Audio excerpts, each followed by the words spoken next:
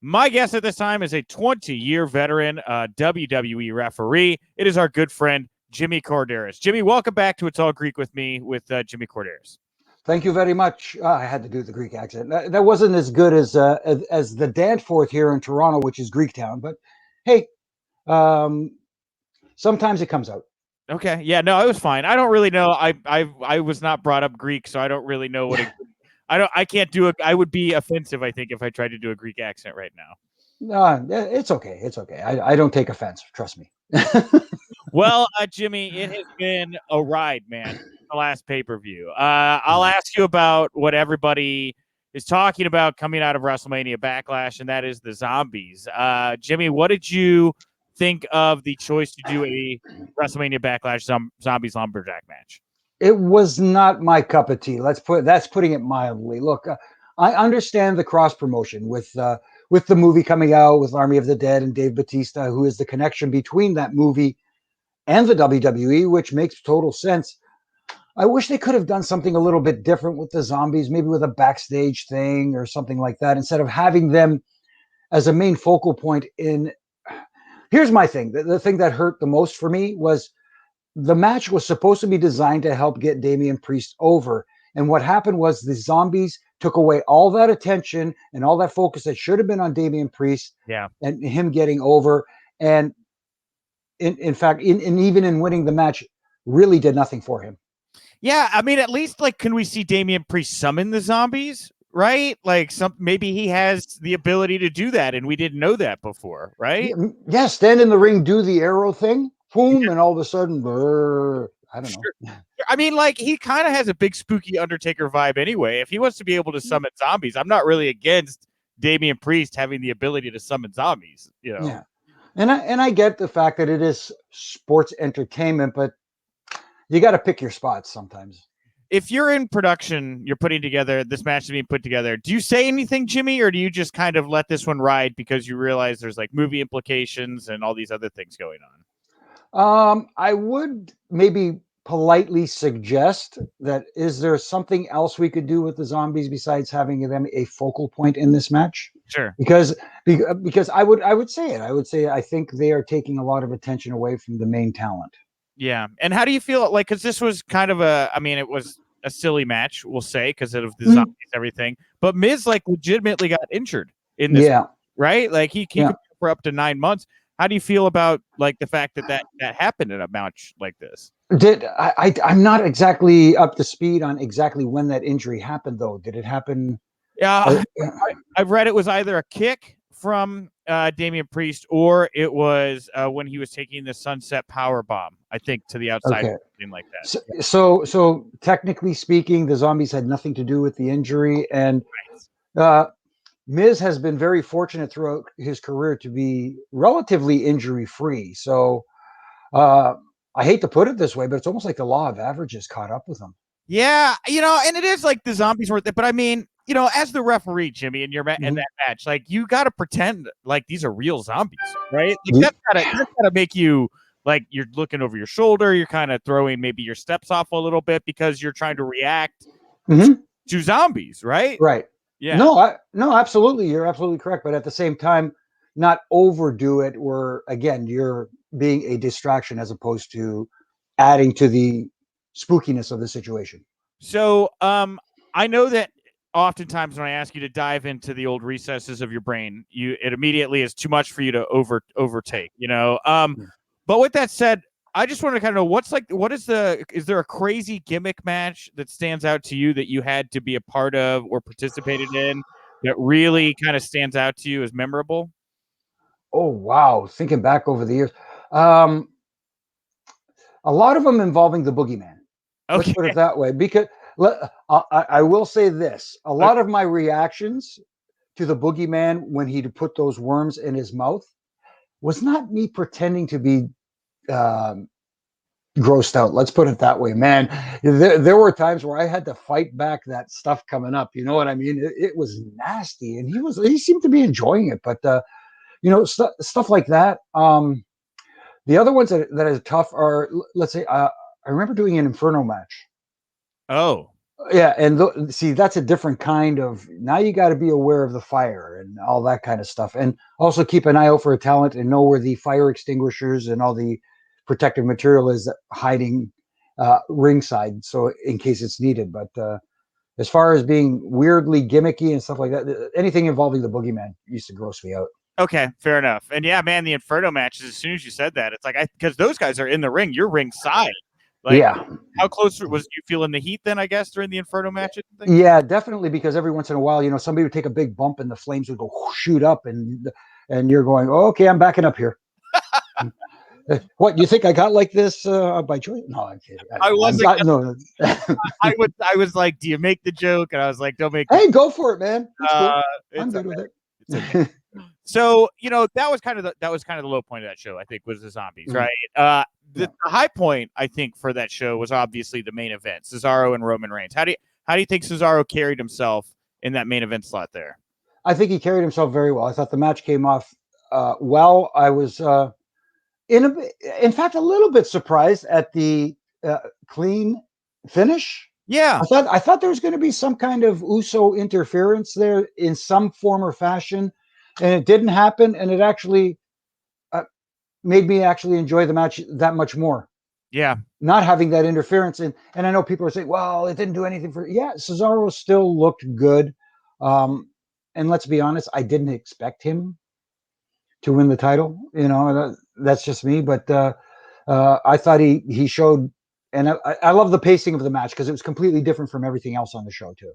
Yeah, I kind of, in the back of my head, I keep thinking, SummerSlam, first big show in front of fans and stuff. They're going to want to do something big. I mean, that seems like a moment. If you wanted to take the title off Roman, which is debatable, if you'd even want to do that with how well it's working, Right. But in the interim here on our road to SummerSlam, now we have Jimmy Uso, right? We have both the Usos here. How do you like the dynamic of the Usos and Roman here right now as we're rolling on? I'm good with it because it's showing a little bit of family dissension, so to speak. Yeah. It's not that. Again, I'm curious to see where this goes, and that's the whole idea. That's what you want people to think. Like everybody says, "Oh, I know where this is going. I know where this is leading." And but no, we don't know where this is leading. They're leaving this very questionable. Does Jimmy end up joining forces with his brother and siding with Roman? Does actually Jay decide to leave the head of the table and join his brother and become, a dominant tag team again? It's those questions are out there and there's no clear-cut answer. And what I like about it is you can go either way with this story and still have it work and make sense. Yeah, I kind of feel like Jay might stay with Roman and Jimmy just becomes this like lone wolf spinoff or something like that. So he gets a little bit of a singles run as well. And, just kind of like his brother got to do. Yeah. And both Usos are getting to shine now a little bit on their own, so to speak. Yeah, for sure. For sure. Then on Monday night, Bobby Lashley first comes out. He's got all these beautiful women with him. He looks like $1 million. First of all, are you surprised they have gone as far as they have with Bobby Lashley? I mean, they've really decided to go the distance with this guy. A little bit surprised, but he is, for lack of a better term, the champion they could use right now. He's a heel champion. I wasn't a big fan of the entourage following him to the ring because, for me, I don't know yes, I get it. He's a heel and he's supposed to make me upset. Like, oh, look at this guy getting all the girls and blah blah blah. But at the same time, to me it didn't fit him. I don't know. Yes, he was dressed to the nines. He looked like $1 million, and did all that sort of stuff. See, that kind of thing sort of suits an MVP more than it does a Bobby, in my opinion. But hey, maybe it was MVP giving him gifts for his successful title defense the night before. Hey, it just came across like a party to me. I thought he looked cool. No, he did look cool, but it just, to me, I don't know. For me, it didn't fit him. All right, fair. But he came out, and at the end of the show, he does this open challenge, and Kofi Kingston comes out for another match. He beat Randy Orton earlier with some shenanigans there by Wood, and then thanks to some Wood shenanigans here by Drew McIntyre, he also gets a win over Bobby Lashley. What do you think about the decision to go back to Kofi Kingston and kind of launch Kofi Mania 2, it would seem? It's interesting, but I don't see where this is going to go because, again, I don't feel that Kofi's going to be that guy to relieve Bobby Lashley of the title. And where does this leave the New Day?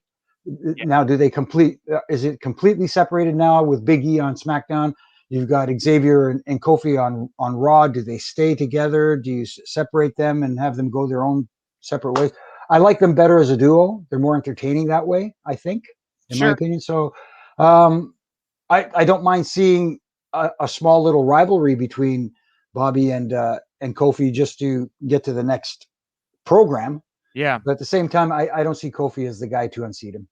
So, yeah, I mean, kind of similar. I mean, you know, I hate to say like SummerSlam, like you take the titles off your top two heels there in front of the fans and stuff to kind of jumpstart your business and things. But I'm kind of in the same place with you where I feel like the next 2 months are just going to see Bobby and Roman in some kind of interim program here, whether it's Kofi on Raw and then Jimmy Jimmy over on SmackDown, whatever it may be. And then SummerSlam is where we're really going to finally start to see things kind of heat up again. Yeah, I think so too. And it's almost like I feel you can make an argument for Bobby, relieving Bobby of his title at SummerSlam, but I'd like to see Roman continue because I think he is, when you talk about somebody being in their wheelhouse right now, man, he's just knocking it out of the park. I love this current iteration of Roman Reigns. I hate to say it this way because he's such a heel, but I love the heel that he's become. Sure. No, you can. The best heels are you enjoy booing them. They're fun to. Yes, exactly. I think everybody enjoys booing Roman, right? Yeah.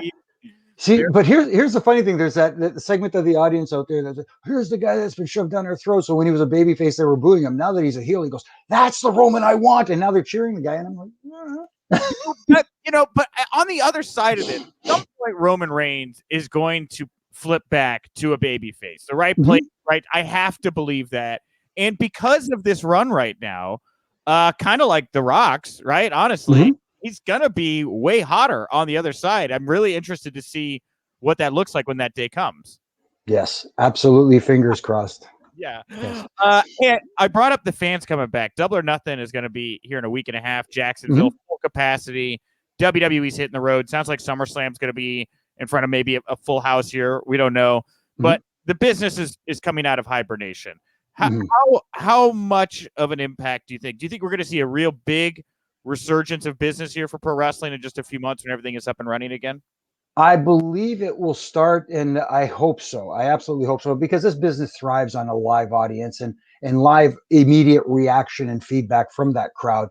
And during this time where there hasn't been a crowd, you haven't been able to gauge exactly, you can suspect who's been getting over with the audience, but at the same time, if you don't get that live feedback, you're not hearing it. You don't know. All you have to rely on is people's tweets and stuff like that to see. But I think the business, at least for the immediate future, when they start allowing people back into the buildings, we're going to see a bit of a resurgence, and that's a good thing. I just hope that they can maintain that momentum. When you think about like testing the waters to see if you're going to get the reactions you want to get, are there any particular talents out there right now that you think might get a different reaction than WWE is anticipating?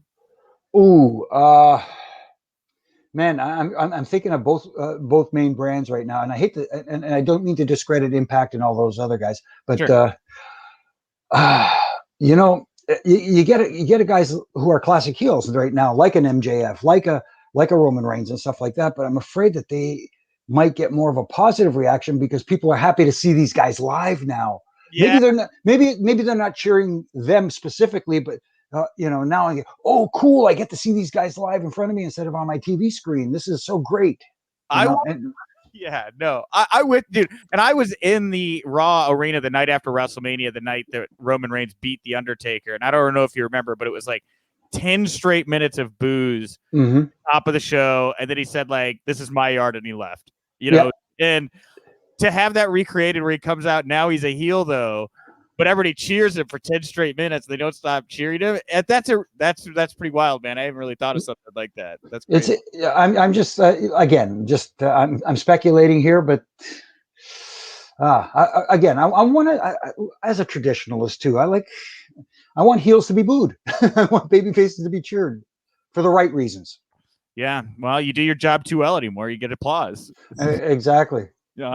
Everybody's a critic. Yeah. Well, on AEW, they're moving to TBS here in 2022. I'm sure you saw the news. What do you think about them moving the networks here? No, I think it's absolutely cool, and I wish them. See, and contrary to popular belief, I wish them all the success in the world because I want the business to move forward. I want the business to succeed. You know, there may be some things that they do on the air that I might not fully like or disagree with, but at the same time, I have some friends there that I want to see succeed, and and it's good for them. And back on TBS, it's kind of nostalgic too. It's kind of like, yes, they're back on TBS. And I think that, if I'm not mistaken, because I don't live in the States, so I'm not sure, but I believe that there are more eyes on TBS or more homes available for TBS than there is for TNT, if I'm not mistaken. I was told that yesterday. Yes. Yeah. And so good for them. Their bigger exposure can only help. Sure. And now it's up to them to deliver, and having a second show now, like Rampage. I like the fact that they're having a second show and it's only an hour. So, but still, you don't have to cram as much talent as you can in one night. You're able to spread it out. And yes, I know they have the internet shows on the YouTube and stuff like that, but that's not the same thing. Yeah. You know what I mean? So, sure. But I'm very happy for them, and I hope they succeed and continue to do well. When you think about your friends over there right now at AEW that you want to succeed, how do you feel about Christian, his leap over there? How do you think it's been going for him so far? I think it's been pretty good, and I like the fact that he's presenting a different style from others. You know, there's a tendency for everybody to go overboard a little bit there and try to do too much in a match. And Christian tries to tell stories in a match, and he tries to, make sense of wins and losses and that sort of stuff. I like the way he's presenting himself so far, and it's because it is a little bit different from the high flying, in your face, go style that a lot of the guys in AEW do. Can you see Orange Cassidy as AEW World Champion? He's in the main event of Double or Nothing. To be quite honest, not at this time. No, not at this moment. I mean, I still think there's a lot of work to be there. Yes, I understand that people like him.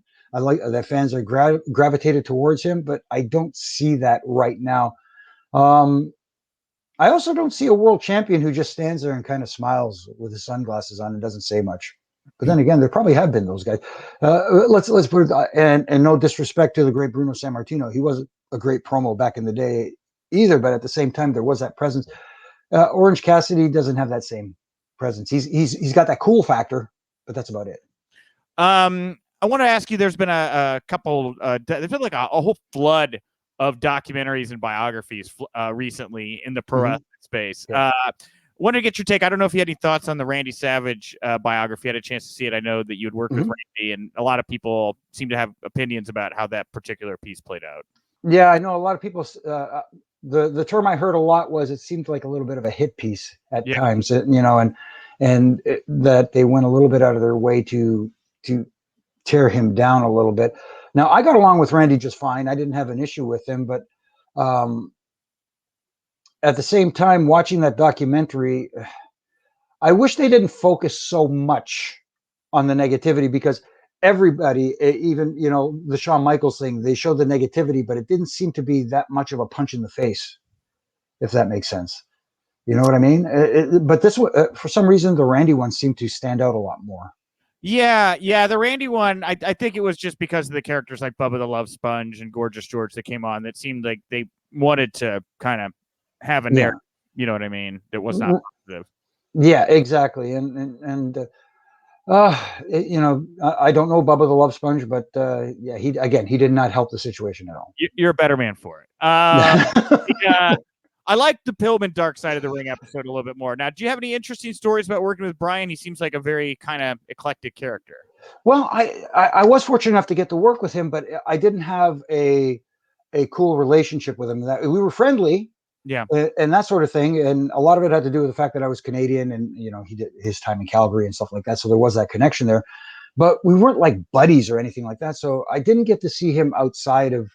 Every once in a while, I hate to say this, back in the day, old school, when I was doing, going outside, having a little smoke, sharing a smoke or whatever, a cigarette, but other than that, I know he had issues with some people every once in a while, but I stayed away from that kind of thing. Okay, see, he was just cool to you. He didn't. Yeah. Okay, no Yeah. crazy stories. How No. about this weekend? They're gonna do the Ultimate Warrior one. What was it like working with Warrior? What was your experience like with him? Again, I was cool with Warrior. It's just again, he kind of kept to himself. So there weren't too many instances, except a couple of times I heard some loud discussions in the locker room, and I was one of those guys.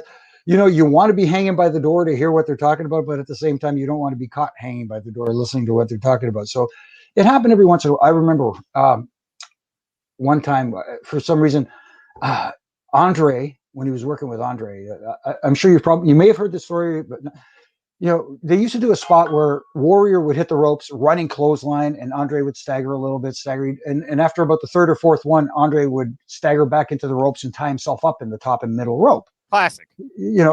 Old school move. But for some reason, Warrior would run 1,000 miles an hour and really, and Andre would tell him, listen, because you couldn't hurt him anyways, but still, you don't have to hit me so hard. I will sell for you. But Warrior was Warrior, and he'd run 900 miles an hour, and here he comes. So one night, he comes, he throws the clothesline, he throws the second one, and it came time for the third one where he was going to tie himself up in the ropes. He kind of glanced over at Bobby Heenan, and he puts his fist up like this. Oh. Warrior runs right into it and goes down. And, they get back up and they go back into it, and Warrior hits him with the clothesline, and he ties himself up in the ropes. And as he turns down, he looks at Bobby, he goes, he's learning. That was Jim's only problem. Like, he got so hyper, sometimes he just forgot, hey, we're working here. Hyper. That's a nice way to put hyper. Yes. Very hyper with all the coffee he was drinking. I guess, yes. Sure. Yeah, man. And like with Andre, dude, like I really loved the Young Rock. I don't know if you checked out Young Rock, man, but there was some really great Andre stories in that thing. And I thought that the way he portrayed in that show was just really fun. I thought he was a great character in that show. Yeah, I'm gonna have to go back and watch this week's, but yeah. Okay, all right. Well, I think it's done. Have you not watched the whole? Yeah. Then I have seen the whole thing. Okay, I thought there was more, but anyways. No, they did the season premiere. It's done. They're on to season 2 now. No, my day with Andre is one of my favorite episodes of like any show ever. Oh my goodness. Andre was such a good dude, and just him and his playing his cards in the locker room and stuff like that, and Timmy White used to travel with him, which was. Do we have time for another quick Andre story? Sure, go for it. I always so Jack Tunney hands me we're at Maple Leaf Gardens. I'm there early, of course, and Jack Tunney hands me the keys to his Fleetwood Cadillac and says, "Go up to the Marriott and pick up Andre and Timmy and bring them down." Okay. I said, "Oh, absolutely, sure." So I jump in the car, I drive up to the Marriott, I call up to Andre's room. There's no answer. So I call Timmy's room, and I said, "Timmy, I just called boss's room. There's no answer." He says, "He's probably down at the bar. Go there, and I'll meet you guys down there in a few minutes." I go, "Okay." So I go down to the bar, and I said, "Hey, boss, I'm here to take you down to the building." When Timmy comes down, he goes, "Oh, good, have a drink." And I said, and I want to say, "But I'm driving," but it's Andre. You don't say no to Andre, right? Yeah. So I'll have one, no big deal. Next thing you know, I'm a little, and I don't recommend this. I swear to God, I don't recommend this. But Timmy comes down and goes, "Oh, maybe I should drive." And I'm thinking to myself, if we pull into the building and Timmy White is driving Jack's car instead of me, this is not a good look. You know what I'm saying? So I'm driving, and I'm, the speed limit's 60. I'm doing 59 the whole way. You know what I mean? We get to the building, and Timmy just says, "Hide from everybody." So I'm trying to hide from everybody, and Jack sees me, and Jack says, "Jimmy, come here." I said, "Yes, sir." He says, "Have you been drinking?" And I went, I didn't say yes, but I did the shoulder shrug and the whole bit. And he said, "Was Andre in the bar? Did he?" I said, I wasn't going to rat out Andre. He says, "Okay, I'll tell you what, before the agents see you, go into my office and have some coffee." So he was cool about that, at least anyway, but I guess I wasn't the first one. Yeah. If Andre just wants you to drink, I guess it's just part of the policy that, it goes along with things. Yeah, that's it. Yeah. Wow. Well, Jimmy, I always love having you on. Yeah, we've tackled so many stories, and like every time you come on, I hear new stories and new takes, and that's why I like talking to you. Where do you what do you got going on right now, man? Pro Wrestling T Store. What do you want to plug, promote, put over here at the moment? Yeah, my daily reffing rants weekdays. It's just a minute long, and on all my anti-social media accounts, on my Twitter at Jimmy Korderas, on Instagram at Real Jimmy Korderas, because apparently somebody else has Jimmy Korderas. But I have some Ref and Rant T-shirts on Pro Wrestling Tees / Jimmy the Ref. You can check them out there, and I'm hoping to get some mugs. My wife made me Ref and Rent mugs, coffee mugs, because I'm the coffee guy. I've seen them. Yeah, so I'm hoping to maybe possibly in the future get those out there as well. Cool. But as far as Aftermath goes, we're on an indefinite hiatus right now. Hopefully we come back. We'll see. Fingers crossed. Sure.